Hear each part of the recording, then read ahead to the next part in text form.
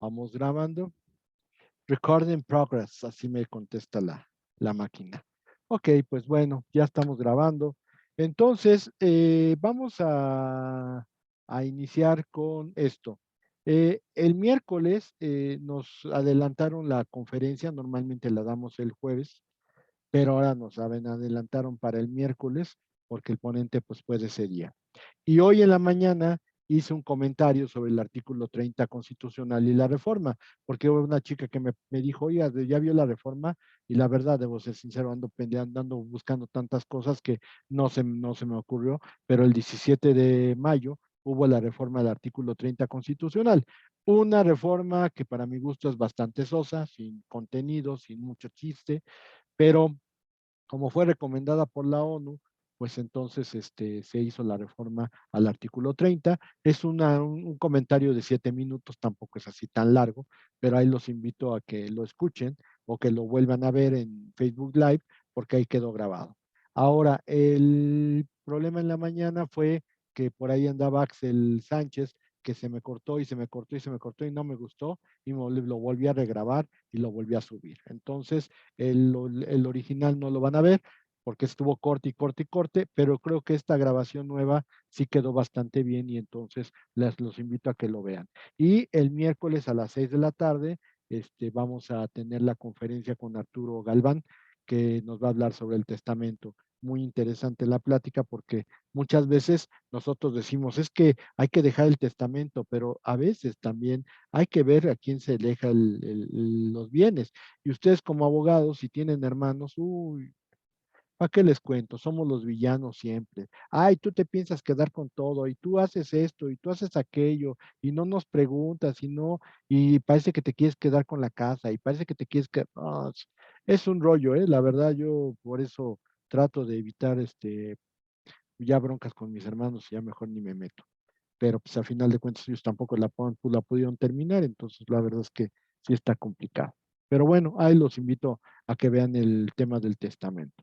Ahora bien, entonces nos vamos a ir directamente a lo que estábamos viendo la clase pasada y vamos a terminar el tema 7. Estábamos comentando que dentro de las tres tendencias del sistema conflictual tradicional, en este caso la supranacional, la territorialista y la autónoma, pues hubo precursores de esas tres tendencias. Carl Friedrich Carl von Savigny o Federico Carlos de Savigny, pues él estableció o fue un precursor de la tendencia supranacionalista. Estuvimos viendo el caso de John Austin, que es inglés y que fue un precursor del territorialismo, y después Joseph Story, que es el presidente de la Suprema Corte de Justicia de Estados Unidos, que fue el precursor de la tendencia autónoma, precisamente porque aunque estudió con la teoría de Austin, él estudió muchísimo más la teoría de la escuela holandesa del siglo XVII. De ahí partimos a las tres tendencias y hablamos de la tendencia supranacionalista que se divide entre internacionalistas y universalistas. Dijimos que los internacionalistas toman el derecho internacional y tratan de aplicarlo en el derecho interno. En cambio, los universalistas tratan de sacar las figuras del derecho interno para convertirlas en derecho internacional.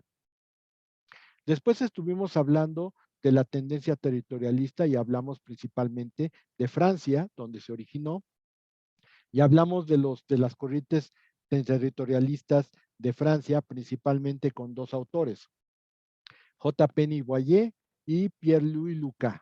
Y quedó clarísimo que para los franceses, por lo menos hasta ese momento, el territorialismo implicaba forzosamente aplicar el derecho interno a cualquier cuestión de derecho internacional privado, tomando como única y excepcional ocasión el comercio, que a final de cuentas nunca se dejó de aplicar una cuestión un poquito más abierta respecto al comercio, pero solamente como una manera excepcional. Y yo he comentado muchas veces, es excepcional porque de verdad no quieres que llegue, en verdad no quieres que suceda.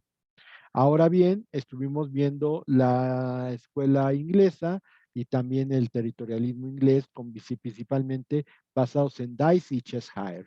Dicey hablaba de la recopilación de casos jurisprudenciales para ir normando el criterio de los jueces, de tal manera que pues, no se aplicara otra cosa que no estuviera recopilado por Dicey. Y en cambio, Cheshire decía, bueno, realmente no, no es lo correcto, porque cada caso va a ser distinto, cada caso puede tener una connotación actual y podría tener una diferencia en cuanto a criterios, pero lo único que establecía, en este caso Cheshire, es que el único criterio, el único límite es la soberanía territorial. Por eso, a pesar de que tenía unas ideas muchísimo más abiertas que las del propio Dicey, pues a final de cuentas ellos manejaban un criterio territorialista. Y después vimos lo de Fawcett y North, en donde se dejaba muy en claro que realmente cuando hubiera alguna situación relacionada entre el derecho interno y el derecho internacional, pues debía de aplicarse el derecho interno. Quizá por eso también los mismos ingleses, igual que los norteamericanos, no son muy abiertos al derecho internacional y lo peor es que algo de soberbia deben de tener cuando piensan que su orden jurídico es el más importante que hay en el mundo. Desgraciadamente, esa es la razón por la cual hay tanto desprecio por parte de estos países hacia el derecho internacional. Claro, cuando no les conviene, porque cuando les conviene son los primeros que quieren que se aplique. Muy bien, pues entonces, hasta aquí, ¿alguna duda? Ninguna duda, benditos. Ok, muy bien, pues vamos a irnos directamente a nuestra presentación point. Ya la estoy haciendo grande, nada más que se deje. Ahí está. Y como ya estamos grabando, pues vamos a donde nos quedamos. Ok, aquí tenemos la situación. Nosotros vamos a partir en América, Estados Unidos de América, bajo las dos principales escuelas que hay de derecho en ese país. Y por una parte tenemos a Harvard y por otra parte tenemos a Yale. En Harvard, que siguen un poquito la idea de Dicey en Reino Unido, pues generalmente se considera que era muy importante normar el criterio de los jueces mediante recopilaciones jurisprudenciales. Y entonces, el que hizo estas recopilaciones jurisprudenciales es Bill de la Universidad de Harvard, el cual hizo esa recopilación, pero respecto de los jueces de Estados Unidos, y a la primera publicación que él hizo le llamó el primer restatement. El primer restatement, y ahí venían todas las decisiones que habían tomado los jueces estadounidenses respecto del derecho internacional privado, tratando de acomodar y darle esa misma guía que Dicey pretendía para los jueces ingleses a los jueces estadounidenses. Este primer restatement es recopilado hasta el año 1935 y es una recopilación jurisprudencial muy importante. Hay que comentar que el segundo restatement ya lo hicieron varios autores, principalmente Chisholm, Brown, Leflar, Trotman, Goodrich y Rees. Esos hicieron el segundo restatement en 1971 y pues más o menos estamos hablando de dos tomos del mismo tamaño y seguramente en estos momentos habrá un tercer restatement, principalmente porque hay las leyes en Estados Unidos, pues ya dijimos que ni siquiera están escritas, sino que son esas recopilaciones jurisprudenciales que hacen los autores para poder guiar el criterio de los jueces. Sin embargo, en otro lado, en Yale, principalmente con los maestros Lawrence y Cook, se habla de una revolución conflictual. Ellos no están de acuerdo con Bill ni tampoco con los restatement. Consideran ellos que es importante que los jueces tengan libertad para decidir sobre cada caso en concreto, siguiendo la idea de Cheshire y principalmente porque ellos consideran que después de algunos casos ya no podrían ser exactamente iguales los criterios por parte de los jueces. ¿Por qué? Porque influyen muchas cosas. Influye un cambio de paradigma, un cambio de estrategia, un cambio de perspectiva jurídica y por lo tanto aquí la situación está en que no puedes pensar en que los mismos criterios que sirvieron hace mucho tiempo pueden servir en un momento dado en un caso actual. Por eso ellos hablaron mejor de la revolución conflictual, diciendo que el sistema conflictual tradicional en el cual se basaban los Estados Unidos tenía que ser un poco más ágil, un poco más fácil de practicar y un poco más revolucionado, es decir, que debía de tener cambios distintos de los que marcaban los restatement. Y a final de cuentas, bajo esta consideración, en la propia Universidad de Yale, tenemos, por ejemplo, la post-revolución conflictual. Dentro de Yale, esta post-revolución conflictual tuvo importantes autores, como por ejemplo Curry, que habla de la política del interés gubernamental. En esta política del interés gubernamental, podríamos comentar algunas disposiciones legales en los Estados Unidos que se parecen a lo que hoy conocemos nosotros como normas de aplicación inmediata. La política del interés gubernamental es qué es lo que pretende proteger el gobierno. Y obviamente si hay un tema que le interese al gobierno proteger, pues es obvio que ese tema va a estar vinculado a una situación de orden público. Eso es el caso de la aportación de Curry. Cavers habla de las reglas de selección de jurisdicción y esto obviamente directamente se aplica al conflicto de competencia judicial. Y por último tenemos a Ironside. Ironside habla de la preponderancia del derecho local, por lo cual, pues obviamente tenemos el problema de que siguen apareciendo situaciones territorialistas, aunque hablemos de posrevolución conflictual, aunque hablemos de revolución conflictual. Todos estos países manejan el territorialismo lo más asentado que se pueda, acentuado si quieren, y lo único que permiten es que se pudiera aplicar derecho extranjero en cuestiones comerciales. Es quizá en donde casi todas las tendencias territorialistas coinciden y a final de cuentas es en lo que ellos están pidiendo que se pueda aplicar no una norma extranjera, siempre y cuando, y esto es bien importante que lo comprendan, siempre y cuando se vean involucrados intereses de los propios estadounidenses en el ámbito internacional. Si hay derechos adquiridos de los estadounidenses en el ámbito internacional, por supuesto que les van a dar la oportunidad de aplicar un derecho extranjero en ese sentido. ¿Ok?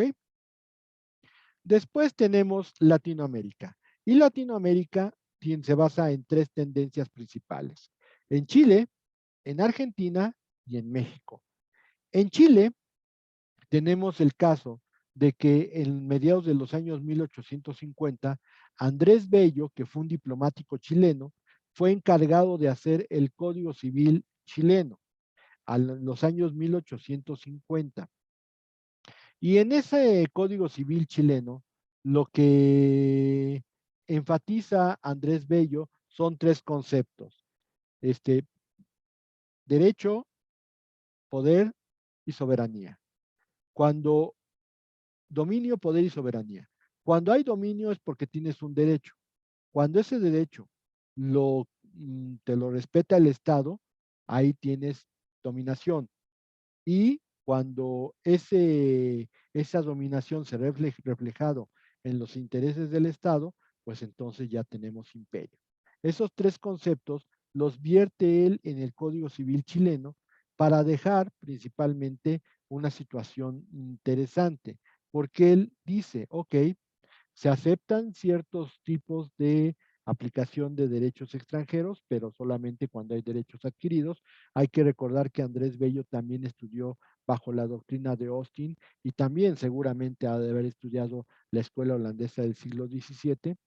Sin embargo, él maneja que la capacidad y el estado civil de las personas en Chile se tiene que regular por la lex personae, o sea, la ley nacional. Dicho de otra manera, en cuanto a su capacidad y estado civil, los chilenos se rigen por la ley chilena. Y entonces ocasiona que, si bien es cierto, la tendencia es territorialista, la situación es que se genera un territorialismo moderado. Principalmente, ¿por qué? Porque en Estado civil y capacidad se rige por la ley nacional. Es decir, aunque tú vivieras en cualquier otro país, tendrían que aplicarte la ley chilena. Por eso el territorialismo podríamos considerarlo como moderado. En Argentina, Dalmacio Vélez Sarsfield hace el Código Civil Argentino en 1871 y lo que pone el señor Vélez Sarsfield, que llegó a ser hasta presidente, precisamente hay un equipo de fútbol que se llama así, Vélez Sarsfield, pues es obviamente por don Dalmacio. El nombre está genial, ¿eh? Hay que ponérselo a un niño en un día de primavera, Dalmacio, imagínense nada más. A ver, Dalmacio Pérez, ven para acá. Pero bueno, es Dalmacio Vélez Sarsfield, y él escribe el Código Civil argentino con una diferencia del chileno. Él establece que la capacidad y el estado civil de los argentinos se va a regir por la lex domicili, es decir, por la ley de su domicilio. De tal modo que si, por ejemplo, el argentino vive en España, pues por orden de este Código Civil, a ver, por ahí abrieron un micrófono, ¿qué pasó? Ahora mira estos tenis que me llegaron. Ay, esos tenis que le llegaron. Ay, Castillo. Pero bueno, entonces la capacidad y el estado civil de los argentinos se rigen por la ley del domicilio. Por lo tanto, si vive en España el argentino, pues al argentino se le aplica la ley española, lo cual es una cuestión que se puede manejar como un territorialismo relativo. ¿Y por qué relativo? Porque solamente se limita al estado civil, a la capacidad. Es decir, de todo lo demás, pues seguramente se aplicarían las leyes argentinas, pero por lo menos en cuanto a la capacidad y el estado civil, tendría que ser aplicado lo que sería el código civil o la ley del país donde reside el argentino. México, en México nosotros no nos andamos con las ramas, por las ramas, la verdad. Antes de la revolución, pues la Suprema Corte de Justicia de México antes de la revolución, pues hay verdaderas joyitas de jurisprudencia. Por ejemplo, hay aplicación del sistema conflictual tradicional antes de que se determinara como sistema conflictual tradicional en muchas de las sentencias de la Suprema Corte de Justicia mexicana. Hay, por ejemplo, una situación en la cual, a pesar de que en México la mayoría de edad era los 21 años y en España era los 23, pues no se dejó de aplicar la mayoría de edad española, y en un caso en donde un menor de edad, de acuerdo con España, quería adquirir o quería casarse conforme a la ley mexicana que le pedían 21 años, pues entonces la Suprema Corte de Justicia dijo no, si en España son 23 años, te tienes que esperar hasta los 23 años porque entonces no estaremos violando las disposiciones de otro país. Eso es lo que llama la atención antes de la revolución. Sin embargo, cuando se dio la revolución, la situación en México fue que se dio un nacionalismo, pero muy pesado, muy, muy, muy pesado. Y digamos, esta muestra del nacionalismo que se dio después de la revolución, la tenemos con la entrada en vigor del Código Civil de 1928, en vigor hasta 1932. Pero, a final de cuentas, este fue el Código Civil con el que inició, digamos, la etapa postrevolucionaria de nuestro país. Y aquí se estableció en el artículo 12, fíjense lo que dice el artículo 12. La capacidad y el estado civil de las personas se rigen por las leyes mexicanas, no importando si eres nacional o extranjero. Si estás radicado o eres transeúnte en el país. Técnicamente, lo que ocurrió es que de acuerdo con este dispositivo, por eso le llamamos territorialismo absoluto, pues incluso el estado y la capacidad civil de las personas se regía conforme a las leyes mexicanas.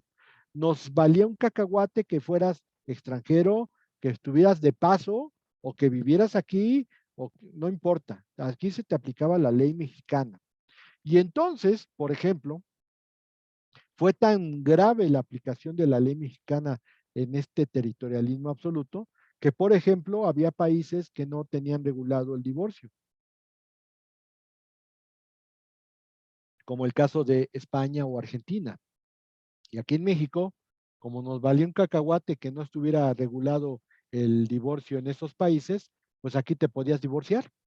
Oiga, pero ¿cómo le hizo? Ah, pues es que aquí te podías divorciar y resulta ser que si te casabas en España, pues se reconocían en matrimonio, porque era muy parecido al matrimonio civil mexicano, y entonces lo que te obligaban, prácticamente te exoneraban era de vivir con la esposa, porque te daban el divorcio automático. Esto se llamó el caso de los divorcios al vapor. Y un montón de artistas, por ejemplo, Elizabeth Taylor, la famosa actriz de Hollywood, vino a divorciarse 3 o 4 veces aquí para casarse y pasar la luna de miel en Puerto Vallarta. Y aquí como no y me importaba si eras transeúnte o si eras radicado o si eras nacional o si eras extranjero, se te podía divorciar. Y entonces lo que hacían muchas estrellas de Hollywood era divorciarse en México y después ya divorciados ya se volvían a casar. Y entonces se generaba un problema muy fuerte, principalmente porque hagan de cuenta que a nosotros nos valía si esa sentencia se podía aplicar en otro país o no. Tan es así que, por ejemplo, cuando los españoles se divorciaban en México y de pronto llegaban a España con una nueva esposa, pues resulta ser que inmediatamente los detenían por bigamia. ¿Por qué? Porque en España no se podía divorciar uno. Y como tú hiciste lo necesario para cambiar a otro país y que ese país se lograra el divorcio, pues era un fraude que cometías tú. Esta circunstancia ocasionó muchos problemas para nuestro país hasta que se dio un cambio en el derecho internacional privado. Y ese cambio se dio con las reformas de 1988. Como ya hemos comentado, desde 1976 se llevaban a cabo los seminarios nacionales de Derecho Internacional Privado y en un seminario nacional de Derecho Internacional Privado correspondiente al año 88, pues se sacó la reforma al Código Civil, al Código de Comercio, al Código de Procedimientos Civiles del Distrito Federal y al Código Federal de Procedimientos Civiles, de tal manera que se vio una visión completamente distinta de cómo tenía que ser manejado el derecho internacional privado en México, y una de las principales novedades es que se empezó a aplicar derecho extranjero en nuestro país para resolver problemas que nosotros no teníamos la solución y sobre todo para tratar de darle un